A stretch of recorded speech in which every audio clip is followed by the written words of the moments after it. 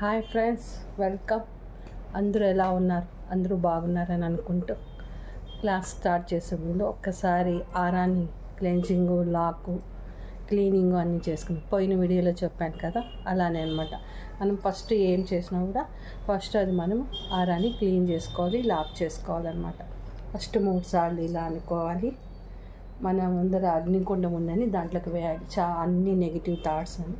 మళ్ళీ షోల్డర్స్ నుంచి నడుం వరకు 3 సార్లు, మళ్ళీ నడుం నుంచి కాళ్ళ వరకు నాలో ఉండే నెగిటివ్ థాట్స్ అన్నీ బయటికి వెళ్ళిపోతున్నాయి. మళ్ళీ 3 సార్లు పైనుంచి కింద వరకు నాలో ఉండే నెగిటివ్ థాట్స్ అన్నీ బయటికి వెళ్ళిపోతున్నాయి. ఎక్కడ ఏంటివి హుక్కు కాలేదు, నా ఆరాలో అంత క్లియర్గా ఉంది. పాజిటివ్ ఎనర్జీలు వస్తుంది. ఇప్పుడు లారా ఉదరేఖ అంటారు దీన్ని. పైనుంచి ఆజ్ఞాచక్రం నుంచి మూలాధారం వరకు 1, లెఫ్ట్ సైడ్ నుంచి రైట్ సైడ్ 1, 2, 3. సో మనకు వచ్చిండే మంత్రంతో లాక్ చేసుకోవడం ఆరాన్ని. ఓం భూర్భువస్సుః భర్గో దేవస్య ధీమహి ధియో యో నః ప్రచోదయాత్.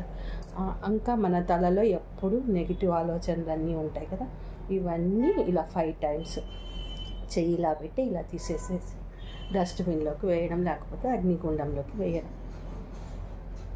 అన్ని నెగిటివ్ థాట్స్ అన్నీ పోయేస్తాం.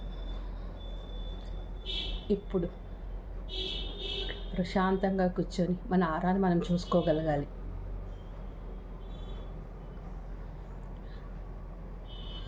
గురువుగారికి నమస్కారం చేసుకుంటూ శివపార్వతులు, లక్ష్మీ విష్ణువులను, తల్లిదండ్రులను, గ్రామ దేవతను, ఇష్టదేవత, కులదేవతలను అందరినీ తలుచుకుంటూ మనం క్లాస్ స్టార్ట్ చేద్దాం. మనకు తెలుసు హనుమాన్ చాలీసా. ఈరోజు హనుమాన్ చాలీసా గురించి కొంచెం చెప్పాలనుకుంటున్నాను. ఇది పొద్దున కానీ, మధ్యాహ్నం కానీ, సాయంకాలం కానీ ఏ వేళ అయినా చేయొచ్చు అనమాట. సో ఇది మన అనాహుత చక్రంకి ఎఫెక్టివ్గా బాగా పనిచేస్తుంది. సో మనం యా రాగంలో పాడుకుంటుంటామో అప్పుడు అనాహుత చక్రంలో ఒకలాగా అనిపిస్తుంది అనమాట. ఎలా చేస్తే బాగుంటుంది, ఆ టైంలో చేస్తే బాగుంటుందా, పొద్దున్న చేస్తే బాగుంటుందా, మధ్యాహ్నం చేస్తే బాగుంటుందా, సాయంకాలం చేస్తే బాగుంటుందా అని నీట్గా పరిశీలించుకోవాలన్నమాట. ఇప్పుడు భైరవి రాగము అట్లాంటి రాగాల్లో వస్తాయి, యూట్యూబ్లో ఒత్తితే తెలుస్తుంది. ఆ రాగం మనకి బాగా అనిపిస్తుందో ఆ రాగంలో మనము దాన్ని వేసుకొని వింటూ ఉండాలన్నమాట. అప్పుడు చాలా బాగా పనిచేస్తుంది అన్నమాట మనకి. సో అట్లా ట్రై చేసి చూడండి. ఒకసారి పొద్దున పూటలో చేయండి 1 వారం అంతా, మళ్ళీ మధ్యాహ్నం చేయండి 1 వారం అంతా, తర్వాత సాయంకాలం. మీకు మనసుకు ఎప్పుడు ఒకలాగా సంతోషమైన ఫీలింగు, మీ అనాహుత చక్రంకి బాగా హాయిగా అనిపిస్తుందో, సో మీకు ఆ రాగంతో కనెక్ట్ అయి ఉన్నారని ఆ టైంలో చేస్తే మీరు బాగా గ్రోత్లోకి వస్తారు. మీకు అంతా సక్రమంగా జరుగుతాయి పనులన్నీ.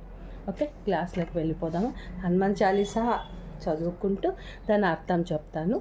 ఫస్ట్ శ్రీ గురు చరణ సరోజ రజ నిజమని ముకుర సుధారి వరనో రఘువర విమల యశోదాయక ఫలచారి. అంటే దీని మీనింగ్ ఏమంటే, శ్రీ గురుదేవులను పాదపద్మముల ధూళితో అద్దం వంటి నా మనసును శుభ్రపరచుకొని చతుర్వేద ఫలములను ఇచ్చి పవిత్రమైన శ్రీ రఘువర అంటే రామచంద్రుణ్ణి నేను తలచెదనని తులసీదాసు ఇక్కడ చెప్పుకుంటున్నారనమాట. Okay, next.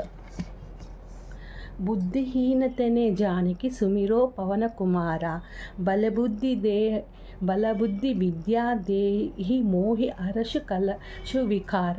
అంటే బుద్ధిహీనమైన శరీరమును తెలుసుకొని, ఓ పవన కుమార అంటే హనుమంతుడా, నేను నిన్ను స్మరించుకుంటున్నాను. నాకు బలము, బుద్ధి, విద్యను ప్రసాదించి నా కష్టములను, వికారాలను తొలగించమని హనుమంతుడిని వేడుకుంటూ ఉన్నాడనమాట. తులసీదాసు రాస్తూ ఉన్నాడు ఇక్కడ. ఓకే, నెక్స్ట్ ఇంకా హనుమాన్ చాలీసాలకి పోయేద్దామంట.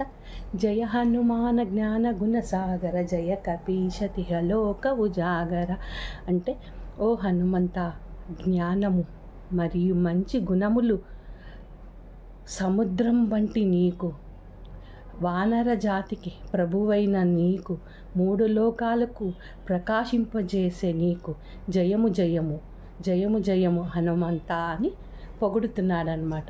రామదూత తులిత బలధామ, అంజనిపుత్ర పవనసుతనామ, నీవు శ్రీరామునికి దూతవు, అమితమైన బలం కలవాడు, అంజనాదేవి పుత్రుడుగా పవనసుత అనే నామమును నీకు నా పేరు గలదు. మహావీర విక్రమ బజరంగి, కుమతి నివార సుమతికే సంగి, నీవు మహానీయుడు, పరాక్రమంతో కూడిన వజ్రం వంటి దేహము కలవాడివి. నీ దేహం ఎలా ఉంది, వజ్రం కంటే గట్టిగా అంత బాగుంటుందన్నమాట. చెడు మతి గల వారిని నివారించి మంచి మతి ఉన్న వాళ్ళతో కలిసి ఉంటావు. అట్లానే ఆంజనేయ స్వామి ఉంటాడు, మనం కూడా ఉండగలుగుతాం అన్నమాట. మంచి మతి ఉండే వాళ్ళతో కూడా మన స్నేహ సంబంధాలు, బాంధవ్యాలు అలానే వస్తాయి. అంటే అట్లా మనము పారాయణం చెయ్యాలి. తరువాత కంచనవరణ విరాజ సువేష, కానన కుండల కుంచిత కేశ, బంగారు రంగు గల దేహంతో మంచి వస్త్రాలు కట్టుకొని, మంచి చెవిదిద్దులను పెట్టుకొని, ఉంగరాల జుట్టు ఉందంట స్వామికి. బంగారు కలర్తో ఉన్నారు స్వామి, మంచి వస్త్రాలు కట్టుకొని ఉన్నాడు, చెవిదిద్దులు పెట్టుకొని ఉంగరాల జుట్టు ఉన్నది. అలా ఊహించుకోండి, అది చెప్పుకునేటప్పుడు ఎంత ఆనందంగా ఉంటుందో. హార్దవజ్ర ఔధ్వాజ్ విరాజై, కాంతే మూంజే జనౌస సాజై.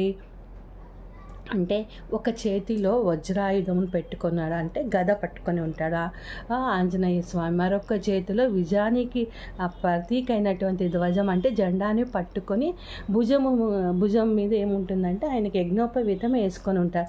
ఎప్పుడైనా ఎగురుతున్నప్పుడు మనం చూస్తాం చూడ, ఒక చేతిలో గజ ఉంటుంది, మళ్ళీ ఆరెంజ్ కలర్ది జెండా పట్టుకొని ఉంటారు, యజ్ఞోపవీతం ఉంటుందన్నమాట స్వామికి. సంజీవిని పర్వతం ఎత్తుకొని వచ్చేటప్పుడు అప్పుడు బాగా కనిపిస్తుంది అనమాట. శంకర సువన కేసరి నందన తేజ ప్రతాప మహజగవందన, శంకరుని అవతారంగా కేసరి పుత్రుడైన నీ తేజస్సును, ప్రతాపములను చూసి జగములు వందనాలు చేసినాయి. అందరూ ఆయనకు వందనాలు చెప్పబడ్డాయన్నమాట. విద్యావాణి గుని అతి చాతుర, రామ కాజ కరివేకో అసుర. విద్యావంతుడివి, మంచి గుణములు కలవాడివి, బుద్ధి చాతుర్యం కలవాడివి అయిన నీవు శ్రీరామచంద్ర కార్యమును చేయుటకు ఉత్సాహంతో ఉన్నావన్నమాట. ప్రభు చరిత్ర సునివేకో రసియ, రామలకన సీతామన బసియ. రామచంద్రు ప్రభు యొక్క చరిత్రము వినటంలో తన్మత్యముగా ఉంటాడనమాట. అంత ఆనందంతో ఉంటాడు. సీతా లక్ష్మణులను నీ మనసులోనే ఉంచుకున్నాం. ఆయన తన అనాహుత చక్రంలో వాళ్ళ ముగ్గురిని చూపిస్తాడనమాట. అంత భక్తితో ఉంటుంది. అందుకే ఆంజనేయ స్వామి కూడా మన అనాహుత చక్రంలో ఉన్నాడని భావించి పూజ చేస్తే చాలా బాగా ఉంటుంది అనమాట. సూక్ష్మ రూపధరి సియహు దికావ, వికట రూపధరి లంక జరావ. సూక్ష్మ రూపంలో సీతమ్మని ధరించినావు, చూసి వచ్చినావు, భయానక రూపంలో కూడా నువ్వు లంకను కాల్చి వచ్చినావు అని వర్ణించుచున్నారు ఇక్కడ. భీమరూపధరి అసుర సంహారే, రామచంద్రికే కాజ సంవారే. మహాబలరూపమును ధరించి రాక్షసులను కూడా సంవరించినావు. శ్రీరామచంద్రుడును పనులను నువ్వు ఎన్నో చేశావు అని ఇక్కడ వర్ణించుచున్నారు. లాయ సజీవుని లకన జియాయే, శ్రీ రఘుపతి వీర హరశూరులాయే. సంజీవిని తీసుకొని వచ్చి లక్ష్మణులను బ్రతికించి నీ వల్లే అని శ్రీరాముడు ఇక్కడ చాలా ఆనందించాడు అని ఇక్కడ తులసిదాసు మనకి చెప్తున్నాడు. రఘుపతికి నా బహుత బడాయి, తుమ మమ ప్రియ భరత సమబాయి. అంటే అంత ఆనందంలో ఉన్న శ్రీరామచంద్రుడు నిన్ను మెచ్చుకొని తన తమ్ముడు వలె, అంటే లక్ష్మణుడు వలె ఆ ప్లేస్లో ఉన్నాడు కదా, అదే ప్లేస్ నీకు కూడా ఇచ్చారు అని ఇక్కడ చెప్తున్నారు. సహస్రవదన తుమారో యశగావి, అసకసి శ్రీపతి కంట లగావి. ఎన్నో నేళ్ళు ఎంతో మంది మనల్ని కీర్తించుంటాడు. ఆంజనేయ స్వామిని ఎంతో మంది కీర్తించినారు. ఆ శ్రీరాముడు ఆనందంతో ప్రేమతో నిన్ను కౌగిలించుకున్నాడని ఇక్కడ చెప్తున్నారు.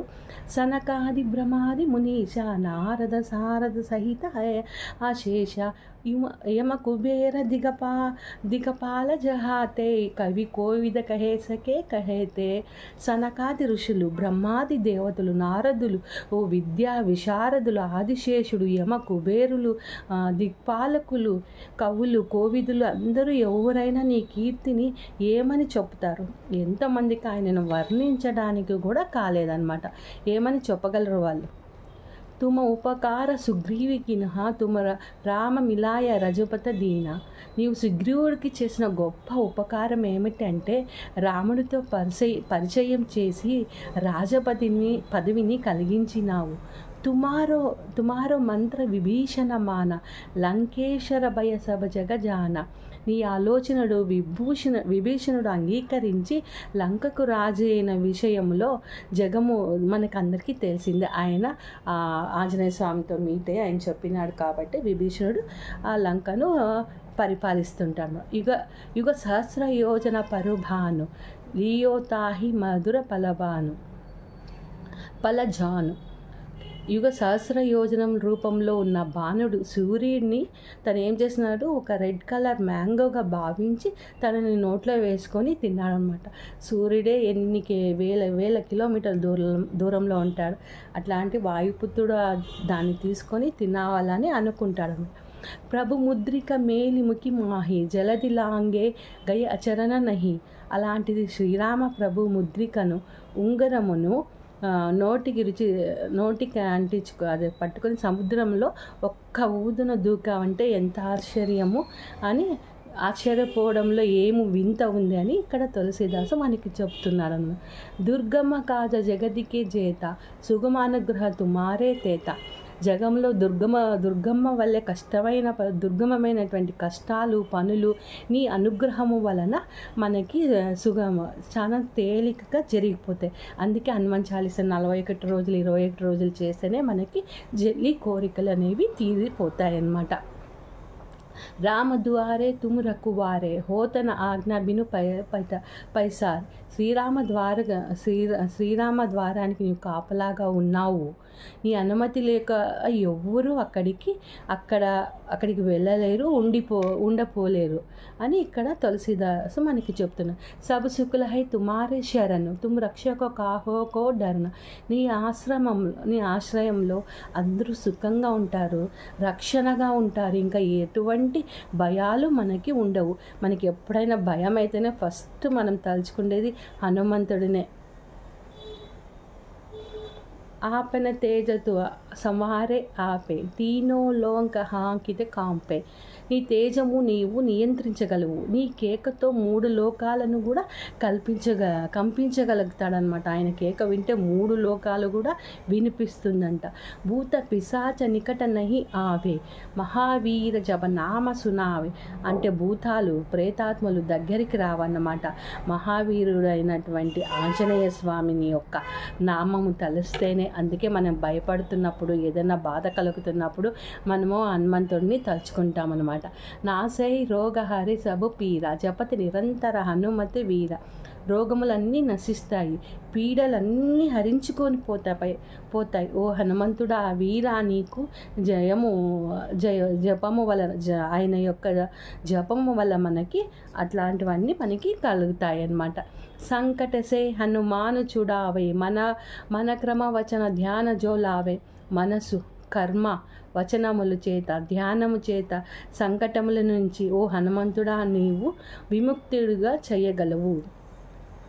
సో మెడిటేషన్ చేసినా కూడా అనాహత చక్రంలోనూ ఉంటాడు, ఆంజనేయ స్వామి స్వాధిష్టానంలోనూ ఉంటారు. సో అక్కడ కూడా మనము అనుకుంటా ఆయన్ని ఎనర్జీస్ని తీసుకుంటా మనము ధ్యానం చేసినా కూడా మనకి ఎంతో ఎనర్జీలు కూడా వస్తాయి.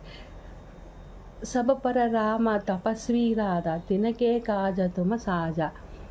అందరికైనా తపస్సుడైన రాజా శ్రీరామచంద్రుడు, ఆయనకే నువ్వు రక్షకుడుగా ఉన్నావు. ఔర మనోరథ జో కోయి లావే సోయమితి జీవన ఫల పావే. ఎవరో కోరికలతో ఎవరైనా సరే ఎటువంటి కోరికలతో వచ్చిన వారి జీవితంలో నీవు అనంతమైన ఫలితాలను ఇస్తావు హనుమంత. చారోయుగ ప్రతాప తుమార హే పరిసిద్ధి జగత్ ఉజయార. 4 యుగాలతో నీ ప్రతాపములను ప్రసిద్ధి చెందాయి. జగత్తుకు నువ్వు ఎంతగానో నువ్వు తెలియబరిచినావు అని ఇక్కడ తులసీదాసు మనకి చెప్తూ ఉన్నారు. సాధు సంతకే తుమ్ రకువారే అసుర నికంతన రామ దులారే. సాధువులకు సంతులకు నీవు రక్షకుడు, అసురులు అంతం చేసేవాడువు, రాముడికి ప్రీతి పాత్ర అయినటువంటి వాడు, అష్టసిద్ధి నవనిధికే దాత, అసువర దీన జానకి మాత. 8 సిద్ధులు 9 నిధులు ఇవ్వగలిగిన శక్తి జానకి మాత నీకు వరంగా ఇచ్చింది. సో అన్ని శక్తులు 8 సిద్ధులు ఉన్నాయి, 9 నిధులు, ఇవన్నీ జానకి మాత ఆంజనేయ స్వామికి ఇచ్చినదంట. ఆయన అవన్నీ వరాలుగా మనకి ఇస్తాడు. సో ఆయన ఆరాధిస్తే ఈ విద్యల్లో ఏదో ఒక విద్యైనా మనకు వస్తుంది. రామ రసాయన తుమారే పాస సదా రహో రఘుపతికే దాస. నీ వద్ద రామరసామృతం ఉన్నది, దానితో ఎల్లప్పుడూ రఘుపతికి దాసుడిగా ఉండగలవు. తుమారే భజన రామకోపావై జన్మ జన్మకే దుఃఖ బిసరావై. నిన్ను భుజిస్తే నిన్ను స్మరిస్తే శ్రీరామచంద్రుడు నీవే ప్రేయర్ చేసినట్లే అనమాట. జన్మల దుఃఖాల నుండి మనకి విముక్తి వస్తుందన్నమాట. అంతకాల రఘుపతి పురజాయి జహా జన్మ హరిభక్తి కహాయి. అంతకాలము శ్రీ రఘుపతిపురమునకు వెళితే తర్వాత ఎక్కడ పుట్టిన హరిభక్తుడైనటువంటిగా వారిగా కీర్తింపబడతాడు. ఔరా దేవత చిత్తన ధరాయి హనుమతి సేయి సర్వసుఖకాయి. నేను దేవతలను తలుచుకునే అంత అవసరము లేదు, ఒక్క హనుమంతుడిని తలుచుకుంటే సర్వసుఖాలను కలిగించగలుగుతాడంట హనుమంతుడు. అంత శక్తి ఉంది హనుమంతుడికి. సంకట హటై మిటే సబ పీర జో సుమిరోయ్ హనుమతు బలవీర. కష్టాలు తొలగిపోతాయి, పీడలు విరిగిపోతాయి. ఎవరైతే బలవీరుడైన హనుమంతుడిని స్మరిస్తారో వాళ్ళందరికీ కష్టాలన్నీ తీరిపోతాయి. జై జై జై హనుమాను గోసాయి కృపాకర గురుదేవకి నాయ్. జై జై హనుమాను స్వామికి గురుదేవుల వలె మన పైన కృపను చూపిస్తారు. శతవర పాటకర కోయి చూటహి బంద మహాసుఖ హోయి. ఎవరైతే 100 సార్లు దీనిని పఠిస్తారో బంధముక్తులైన మహాసుఖవంతులు అవుతారంట. 100 సార్లు దీన్ని పారాయణం చేయాలి. జో హే పడే హనుమాను చాలీసా హోయి సిద్ధి సాకి గౌరీసా. ఎవరైతే హనుమాను చాలీసాని చదువుతారో వారికి శివుడి యొక్క వారి సిద్ధికి గౌరేశుడే సాక్షిగా ఉంటాడంట. తులసీదాస సదాహరి చేర కీ జయనాథ హృదయ మహడేర. తులసీదాసు వలె నేను కూడా ఎల్లప్పుడూ హరికి అంటే హనుమంతుడికి సేవకుడిని కాబట్టి నా హృదయంలో కూడా నువ్వు నివాసం చేసుకో నాథ హనుమంత అని తులసీదాసు ఇక్కడ చెప్తూ ఉన్నాడు. పవనతనయ సంకటహరణ మంగళమూర్తి రూప రామలఖన సీతా సహిత హృదయ బహు సురభు. పవన కుమార సంకటములను తొలగించువాడా మంగళమూర్తి స్వరూప హనుమంత రామ లక్ష్మణుడు సీతా సహితంగా దేవస్వరూపంగా నా హృదయంలో నివసించుమని తులసీదాసు దీనిని రాసినాడు. దాని ద్వారా మనం కూడా అట్లనే అనుకుంటా ఆయన్ను స్మరించుకుంటా ఆయన యొక్క ఎనర్జీలను ఆయన ఎప్పుడు మనం చదివితే మనకి ఎంత ఎనర్జీలు ఇస్తుందో అదిని పరిశీలించి అప్పుడు మనము ఈ పారాయణం చేద్దామంట. ఒక్కసారి 2 సార్లు ఇది వింటే అర్థం తెలిసిపోతుంది.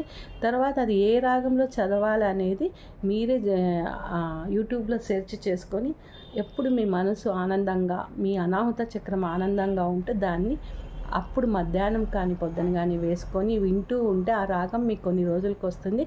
ఆ రాగంలోనే పాడుకుంటే మీకు అన్ని సిద్ధులన్నీ వస్తాయన్నమాట. Okay friends, thank you.